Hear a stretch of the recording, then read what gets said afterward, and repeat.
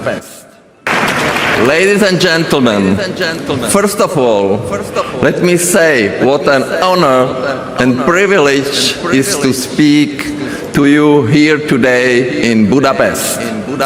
CPAC Hungary is not just another political gathering. Since its first event in 2022, it has grown into a meeting point for a global revival. A global revival rooted in sovereignty, freedom, prosperity, security, and the renaissance of Western civilization of both sides of the Atlantic. The theme of this year's conference, The Age of Patriots, couldn't be more timely. We are standing at the historic crossroads in a time marked by deep divisions and mounting tensions. The liberal global order is under strain. The elites who built and profited from this system now look on in disbelief, confusion, and anger at it falls apart. But they have only themselves to blame. They betrayed the citizens who trusted them. They turned their backs on the voters who put them in office. They eroded the very foundation that once made Europe proud, strong, and great. They wanted to replace the love of country with hollow globalism, bury common sense under endless layers of bureaucracy, replace centuries of tradition with social engineering, substitute natural population growth with mass migration, sacrifice prosperity for green ideology, limit free speech and freedom of information. It is ironic, since the European Union started as a noble vision, a promise of freedom, peace, and prosperity through cooperation among sovereign nations. It stood for free movement, open markets, and mutual respect. A union that celebrated the diversity of histories, languages, and cultures. A Europe that served its people, not ruled over them. Instead of partnership of free nations, the EU is becoming a machinery of centralization.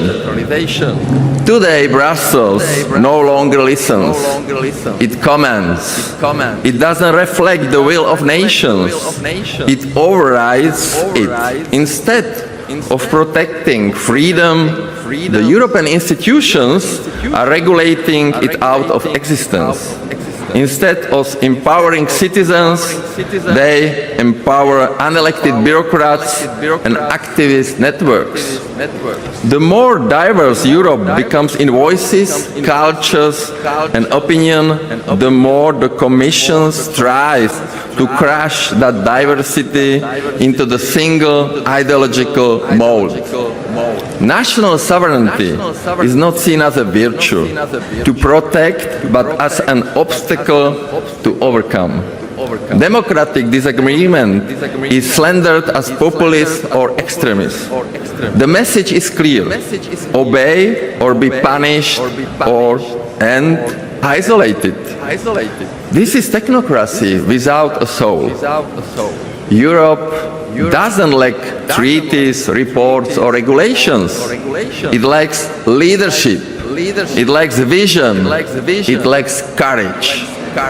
Let me give you 3 examples to illustrate what Europe has become.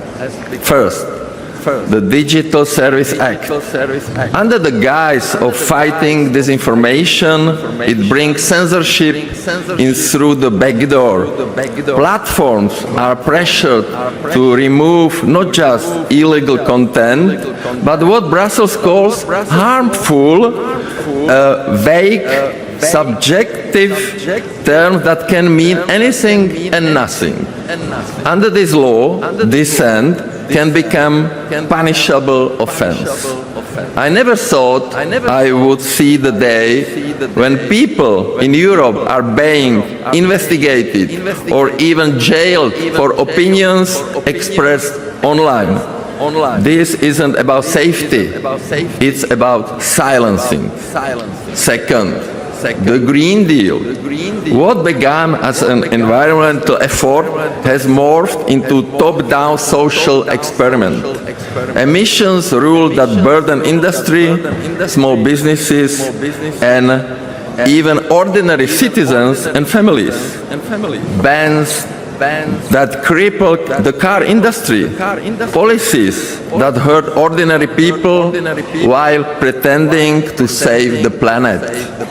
While China expands its coal and nuclear power plants, we make ourselves poorer, imagining others will follow. This is not sustainability, it's economic self-sabotage, dressed up as an environmental virtue. Third, the Migration Pact. Solidarity, they call it, but real solidarity is voluntary. This is coercion. The pact imposes migrant quotas and fines on states that refuse to comply. It strips nations of the right to control their own borders. A loss of sovereignty, it treats migration not as a policy to be managed, but as a force to be accepted. But uncontrolled migration is not compassion, it's negligence. It undermines cohesion, public safety, and national identity. All of these points to deeper problem. The elites in Brussels have replaced merit with ideology. They have substituted freedom with surveillance. They have abandoned culture in favor of identity politics. They walk of value but undermine the very foundation of our civilization. Family, community, tradition, faith. They no longer defend our heritage, they apologize for it. Instead of protecting Europe, they deconstruct it. This is why we need a renaissance, not just of policy, but of principle. We need a European Union that returns to its roots, a community of nations, not a supranational entity. A union that respects diversity rather than erasing it. A union where freedom means choice in markets, in speech, in daily life. We must reclaim Europe, not from outsiders, but from insiders who have forgotten that Europe is. Europe is not Brussels, it is Prague, Warsaw, Budapest, Rome, Paris, Madrid. It is the voices of citizens who want to be heard. It is the right of nations to govern themselves. It is the right of families to raise children without ideological interference. It is the right of individuals to speak, worship, and live without fear of punishment for having the wrong opinions. The age of patriots has begun, not because we want to divide Europe, but because we want to save it. We want a Europe where cooperation is voluntary, where leadership means accountability, where progress is grounded in reality, not ideological zealotry. Ladies and gentlemen, the tide is turning. We must stand firm. The challenges are great, but the cause is greater. It is the cause of freedom, of sovereignty, of family, of our future. So let us stand together as patriots.